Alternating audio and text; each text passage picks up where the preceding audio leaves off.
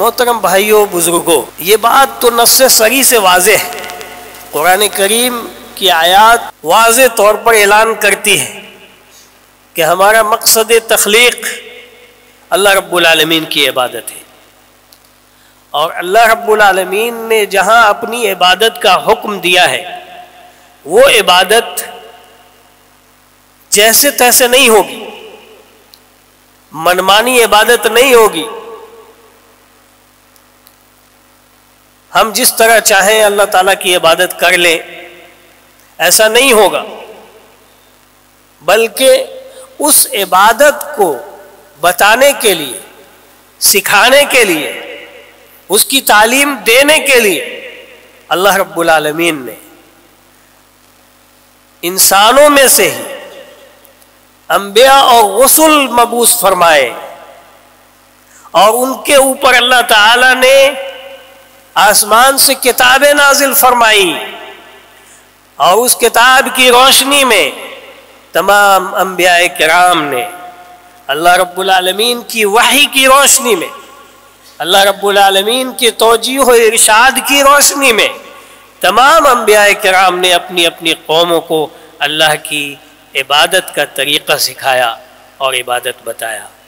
اسی سلسلے کی آخری کڑی پیارے نبی محمد رسول اللہ صلی اللہ علیہ وسلم ہے، جن کے اوپر اللہ رب العالمین نے اپنی آخری کتاب قرآن مجید کو نازل فرمایا۔ اللہ تعالی نے قرآن اور اپنے نبی کے ذریعے سے ہمیں اپنی عبادت کی تعلیم دلائی، ہمیں عبادت سکھائی۔ جس عبادت کے لیے اللہ نے پیدا کیا، اس عبادت کا طریقہ کار کیا ہوگا، عبادت ہم کس طریقے پر کریں گے اور کون کون سی عبادت کریں گے، وہ ساری تفاصیل قرآن اور صحیح حدیث کے اندر موجود ہے۔ اللہ تعالی نے اسی لیے پیارے نبی محمد رسول اللہ صلی اللہ علیہ وسلم کو مبعوث فرمایا، اور نبی صلی اللہ علیہ وسلم کی بعثت کا بہت ہی بنیادی مقصد یہ ہے یعلمہم الکتاب والحکمہ، کہ یہ جو نبی ہیں جو قرآن کی آیات کی تلاوت کرتے ہیں، وَيُزَكِّيهِمْ، اور ان کا تزکیہ کرتے ہیں، وَيُعَلِّمُهُمُ الْكِتَابَ وَالْحِكْمَةَ، اور اپنے ماننے والوں کو وہ کتاب و حکمت کی تعلیم دیتے ہیں، قرآن اور حدیث کی تعلیم دیتے ہیں، وحی کی تعلیم دیتے ہیں جو اللہ رب العالمین ان کے اوپر نازل فرماتا ہے۔ تو یہ بنیادی وظیفہ ہے، بنیادی کام ہے پیارے نبی محمد رسول اللہ صلی اللہ علیہ وسلم کا۔ اس سے یہ پتہ چلا کہ عبادت کون کون سی کرنی ہے، جو بھی عبادت ہے سب اللہ کے رسول صلی اللہ علیہ وسلم نے ہمیں بتائی اور اس کی رہنمائی فرما دی، اور کس طریقے پر ہمیں کرنا ہے پیارے نبی محمد رسول اللہ صلی اللہ علیہ وسلم نے اس کی تعلیم ہمیں دی ہے، اور آج بھی وہ تعلیمات موجود ہیں قرآن اور صحیح حدیث کی روشنی کے اندر۔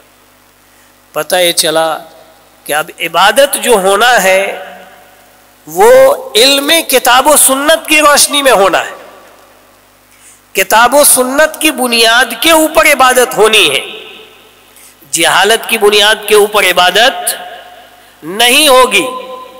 جہالت کی بنیاد کے اوپر اگر کوئی عبادت کریں گے اور اس کا طریقہ ہی معلوم نہیں، اس کا طریقہ معلوم نہیں ہے، اور کوئی عبادت کر رہے ہیں ہمیں پتہ ہی نہیں کہ وہ عبادت کے زمرے میں شامل ہے کہ نہیں ہے، تو اس طرح کی عبادتیں اللہ رب العالمین کے ہاں قبول نہیں ہوتی۔ تو جو بھی ہم عبادت کرتے ہیں اس عبادت کی تعلیم لینے کی ذمہ داری ہماری۔ اگر بغیر علم کے ہم عبادت کرتے ہیں تو اس عبادت کی کوئی حیثیت نہیں ہوتی۔ اسی لیے اہل علم نے واضح طور پر بتایا ہے، بلکہ اہل علم کا، ائمہ کرام کا اس بات کے اوپر اجماع ہے کہ اتنا علم جس سے ہم اللہ رب العالمین کی معرفت حاصل کریں، اپنے رب کو، خالق کو، مالک کو ہم پہچان لیں اور ہم اس کی عبادت کر سکیں، اتنا علم ہر ایک فرد کے اوپر فرض ہے، فرض عین ہے، لازم ہے کہ وہ تعلیم حاصل کرے جس سے اللہ کی معرفت حاصل ہو اور اللہ کی عبودیت کو وہ پیش کر سکے اور اللہ تعالیٰ کے لیے عبودیت کو ثابت کر سکے کہ وہ اللہ کا بندہ ہے، اللہ کی بندگی اسے کیسے کرنی ہے اس کا علم اس کے پاس موجود ہو۔ اسی لیے یہ ارکان اسلام جو اسلام کے ارکان ہیں اور جن رکنوں پر، جن چیزوں پر اسلام کی بنیاد ہے، کلمہ لا الہ الا اللہ، اقامت الصلاۃ، ایتاء الزکاۃ اور صوم رمضان والحج لبیت اللہ الحرام، یہ اسلام کے ارکان ہیں، اس کا علم حاصل کرنا بنیادی طور پر لازمی اور ضروری ہے۔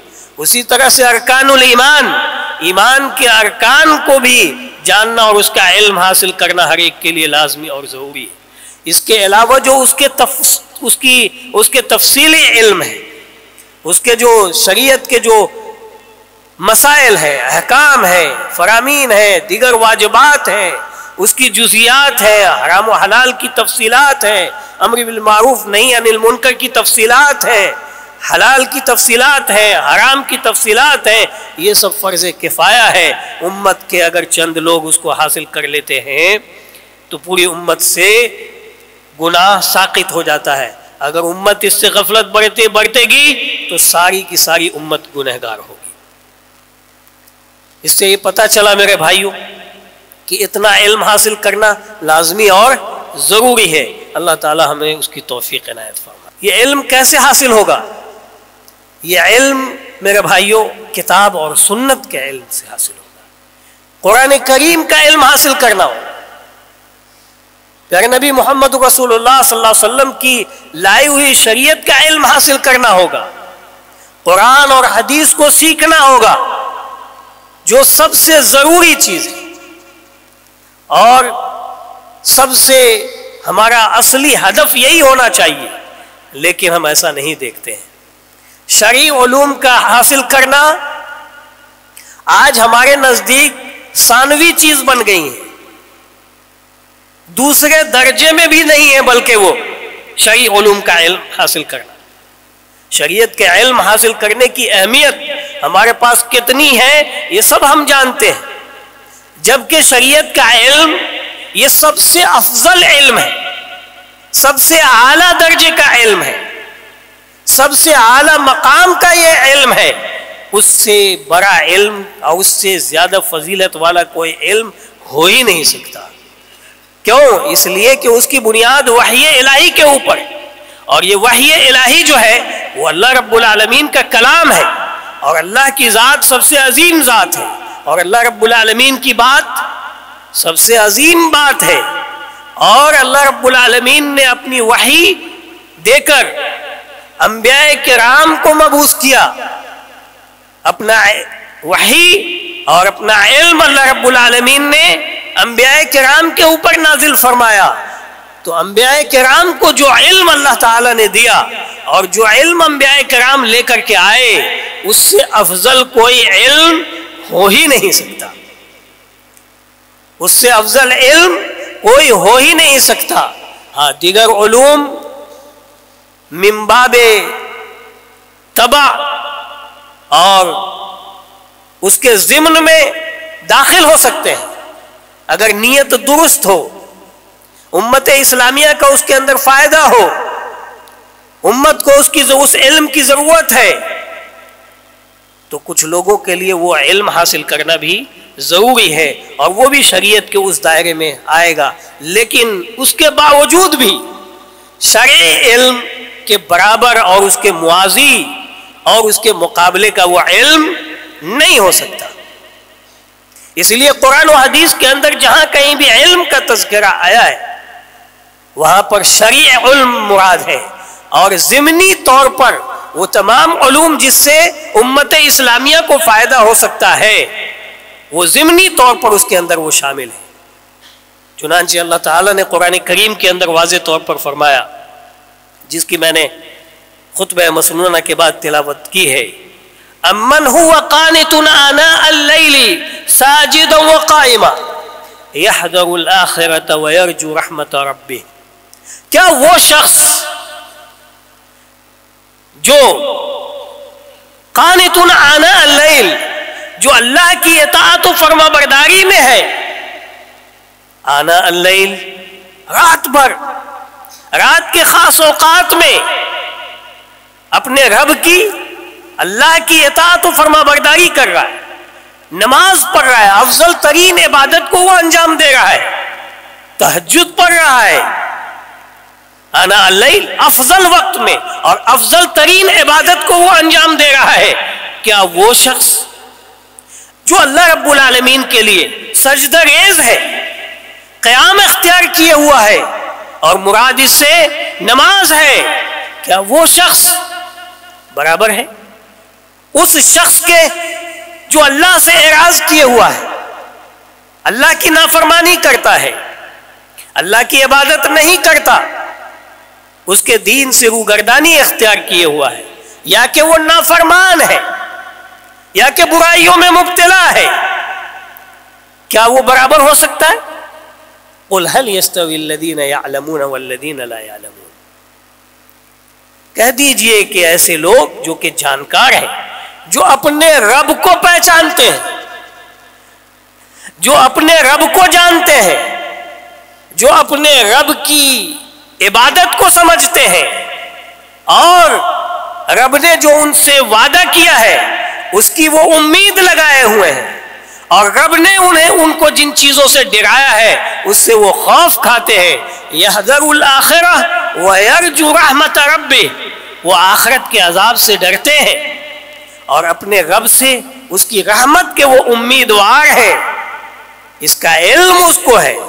تو جو اپنے رب کا علم رکھ رہا ہے، جو اپنے دین شرعی علم کو رکھے ہوا ہے، دین کا علم اسے حاصل ہے، کیا ایسا شخص برابر ہو سکتا ہے اس کے جو کہ علم حاصل نہیں کیے ہوا ہے، جو کہ عالم نہیں ہے، جو کہ اپنے رب کو نہیں جانتا، اپنے رب کی عبادت کو نہیں جانتا، جو آخرت سے غافل ہے، اور جو اللہ رب العالمین کی رحمت کا امیدوار نہیں ہے؟ کیا ایسا شخص برابر ہو سکتا ہے؟ قل هل يستوي الذين يعلمون والذين لا يعلمون. کہہ دیجئے کہ وہ لوگ جو کہ جانتے ہیں اور جو نہیں جانتے ہیں، یہ دونوں برابر ہو سکتے ہیں؟ تو یہاں پر علم جاننے والا جو کہا گیا ہے، کس کو کہا گیا ہے؟ امن هو قانت آناء اللیل ساجدا وقائما. علم کی بنیاد کے اوپر جو عبادت میں لگا ہوا ہے، جسے رب کی معرفت حاصل ہے، جو اپنے خالق اور مالک کو جانتا ہے، وہ علم. اور جو نہیں جانتا ہے یہ برابر ہو نہیں سکتا.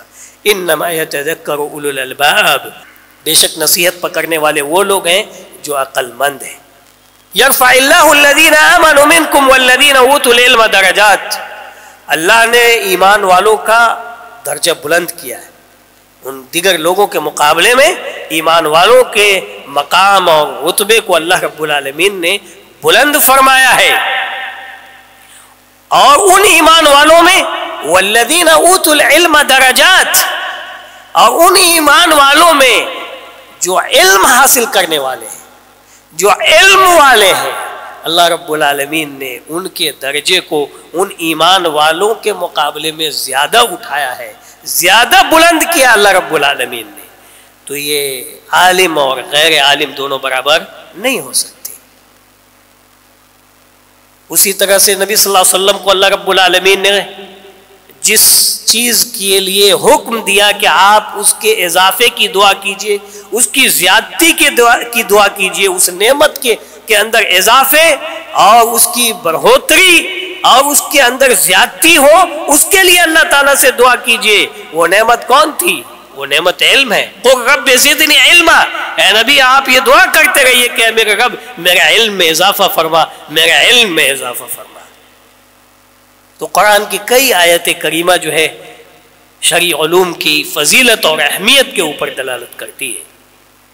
اور پیارے نبی محمد رسول اللہ صلی اللہ علیہ وسلم کی حدیث کے اندر آپ غور کیجئے تو آپ محدثین کی جتنی کتابوں کو اٹھائیں گے، ان تمام کے اندر دیکھیں گے کہ ہر محدث نے ایک کتاب لکھی ہے، کتاب العلم. یعنی اس کتاب کے اندر بہت ساری کتاب ہے، اب مباحث ہیں، بہت سارے مباحث ہیں. تو اس میں ایک کتاب ہوتا ہے کتاب العلم، اور پھر اس علم کے تحت بہت ساری احادیثیں جو پیارے نبی محمد رسول اللہ صلی اللہ علیہ وسلم سے ثابت شدہ ہیں اس کو محدثین نے نقل کیا ہے. چنانچہ بخاری کی روایت اور دیگر محدثین نے بھی اس کی تخریج کی ہے. حضرت عثمان ابن عفان رضی اللہ تعالیٰ عنہ راوی ہیں، وہ کہتے ہیں کہ رسول اللہ صلی اللہ علیہ وسلم نے فرمایا خیرکم من تعلم القرآن وعلمہ، تم میں کا سب سے بہتر وہ شخص ہے جو قرآن کو سیکھتا ہے اور دوسروں کو سکھاتا ہے. خیرکم، تم میں کا سب سے بہتر وہ ہے، لا شک ولا ریب، اس میں کوئی شک اور عیب کی کوئی گنجائش ہی نہیں کہ اس شخص سے بہتر کوئی ہے ہی نہیں کہ وہ شخص قرآن کی تعلیم لیا اور قرآن کی تعلیم دیتا ہے، قرآن اس نے سیکھا اور قرآن وہ سکھاتا ہے، اس سے بہتر تم میں کا کوئی ہے ہی نہیں. اللہ اکبر، کوئی نہیں ہے اس سے بہتر. وحی الہی کا علم اس نے حاصل کیا. خیرکم من تعلم القرآن، جس نے قرآن سیکھا. اور قرآن سیکھنے اور سکھانے یہ دونوں چیز ساری چیزیں اس کے اندر شامل ہیں. ایک بندہ اگر کسی کو صرف الف با تا سا اس لیے پڑھاتا ہے کہ یہ قرآن سیکھے گا، قرآن تک پہنچے گا، قرآن کو لفظی اعتبار سے اسے پڑھنا سکھاتا ہے، وہ بھی اس کے اندر شامل ہے. درجات الگ الگ ہے لیکن وہ بھی اس خیریت کے اندر شامل ہے، وہاں سے اس کی خیریت کا آغاز ہوتا ہے. تو قرآن کو لفظی اعتبار سے یا معنوی اعتبار سے، دونوں اعتبار سے سیکھنے اور سکھانے والے تم میں سے بہتر ہیں. اسی لیے عبداللہ ابن عباس نے کہا کہ علماء ربانیین تو در حقیقت وہ لوگ ہوتے ہیں جو چھوٹے چھوٹے بچوں کو قرآن سکھاتے ہیں. اور ابو عبد الرحمن السلمی جو ایک صحابی کے بیٹے ہیں اور کئی صحابہ کرام سے انہوں نے علم حاصل کیا ہے اور قرآن لیا ہے، ان قراء سے جس کی فضیلت حدیث کے اندر نبی صلی اللہ علیہ وسلم نے بیان فرمائی ہے. وہ کہتے ہیں کہ جب میں نے عثمان ابن عفان سے یہ حدیث سنی خیرکم من تعلم القرآن وعلمہ، تم میں کا سب سے بہتر وہ ہے جس نے قرآن سیکھا اور سکھایا، تو میں نے عثمان کی عمارت سے لے کر ان کی خلافت سے لے کر آخری دم تک، یعنی ان کی وفات ہوتی ہے 74 میں، آخری دم تک میں اسی منصب پر بیٹھا رہا کہ قرآن لوگوں کو سکھاتا رہا. اللہ اکبر. صرف اس حدیث کی کہ منصب کو پانے کے لیے، صرف اس حدیث کے مقام اور رتبے کے حصول کے لیے میں اس کو لازم پکڑا رہا، اس منصب کو اور اس مقعد کو اور اس جگہ کو جہاں پر قرآن اور قرآن کی ہم تعلیم دے سکیں. چنانچہ وہ کوفے کے اندر آخری دم تک قرآن سکھاتے رہے. اور پھر وہ لوگ جو قرآن کی تفسیر پڑھتے ہیں، قرآن کا معنی مطلب سیکھتے ہیں اور پھر قرآن کی تفسیر بیان کرتے ہیں، قرآن کے علوم کو وہ نشر کر رہے ہیں، قرآنی علوم کی نشر و اشاعت کرتے ہیں. خیرکم، تم میں کا سب سے بہتر ہے. اور اسی طرح سے دوسری حدیث بخاری کی روایت ہے، حضرت معاویہ ابن ابی سفیان رضی اللہ تعالیٰ عنہ روایت کرتے ہیں من یرید اللہ بہ خیرا یفقہہ فی الدین، اللہ تعالیٰ جس کے ساتھ خیر اور بھلائی کا ارادہ رکھتا ہے، جس کے ساتھ خیر اور بھلائی کا، اور اللہ تعالیٰ کے خیر اور بھلائی کا ارادہ رکھنا، آپ ہر قسم کے خیر و بھلائی کو اس کے اندر آپ شامل کر لیجئے، دینی بھی اور دنیاوی بھی.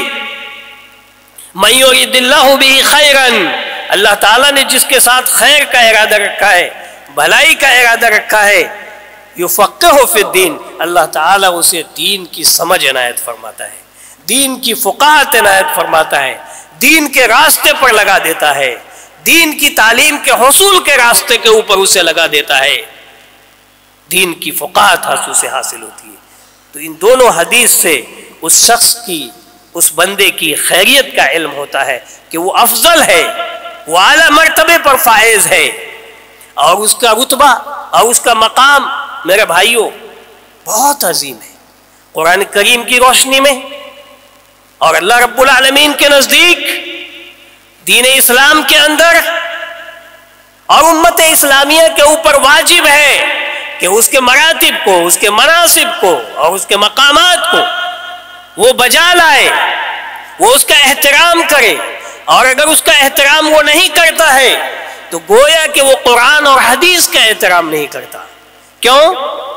اس لیے کہ ایک عالم کی حیثیت ایک عام لوگوں کے مقابلے میں ذاتی اعتبار سے، تخلیقی اعتبار سے بس عام انسان ہے، خون گوشت پوشت ہے جس طرح سے ایک عام انسان ہے بحیثیت انسان، لیکن یہ مقام اور رتبہ اور یہ بلندی اور یہ سرفرازی اللہ رب العالمین نے اس کی ذات کی وجہ سے نہیں دی ہے کہ وہ بڑا خوبصورت ہے، وہ بڑا عقل مند ہے، وہ بڑا ڈیل ڈول والا ہے، ہرگز ہرگز نہیں۔ اس کو یہ مقام اور رتبہ قرآن اور سنت کی وجہ سے ملا ہے، اس لیے کہ قرآن اور سنت کا رتبہ کتنا اعلیٰ ہے اور عرفہ ہے، اللہ تعالیٰ نے آسمان سے نازل کیا ہے، تو اس کا جو مقام اور رتبہ ہے وہ قرآن اور سنت کی وجہ سے۔ اگر کوئی شخص کسی عالم کا احترام کرتا ہے اور کسی عالم سے محبت رکھتا ہے تو گویا کہ وہ قرآن اور سنت سے محبت رکھتا ہے، گویا کہ وہ قرآن اور سنت کا وہ احترام کرتا ہے، نہ یہ کہ عالم کو بحیثیت انسان یا بحیثیت اس کی ذات نہیں، ہرگز ہرگز نہیں۔ اس لیے کہ اس کا مقام اور رتبہ وہ صرف علم کی وجہ سے ہے، قرآن اور سنت کی وجہ سے ہے۔ اور نبی صلی اللہ علیہ وسلم کی حدیث آپ دیکھیے، دوسری روایت کے اندر کتنی تفصیل آئی ہے، ابو داؤد اور ترمذی کی روایت اور حسن درجے کی روایت ہے، حسن درجے کی روایت ہے کہ رسول ابو درداء رضی اللہ تعالیٰ عنہ راوی ہے، وہ کہتے ہیں کہ رسول اللہ صلی اللہ علیہ وسلم نے فرمایا من سلک طریقا یلتمس فیہ علما سہل اللہ لہ طریقا الی الجنہ، جو علم کے راستے پر نکل پڑا۔ اب راستے پر نکل پڑے کا مطلب یہ ہے نہیں کہ ہمیشہ راستے ہی میں چلتا رہے گا، یعنی نکلا، اس کی جستجو کی، ایک جگہ بیٹھ کر کے، حتیٰ کہ اپنے گھر میں بیٹھ کر کے کتاب کھولا، محنت کر رہا ہے، پڑھ رہا ہے، یلتمس علما، علم کی جستجو میں لگا ہوا ہے، وہ سب اس میں شامل ہے۔ سہل اللہ لہ طریقا الی الجنہ، اللہ تعالیٰ اس کے لیے جنت کے راستے کو آسان کر دے گا۔ اللہ وَإِنَّ الْمَلَائِكَةَ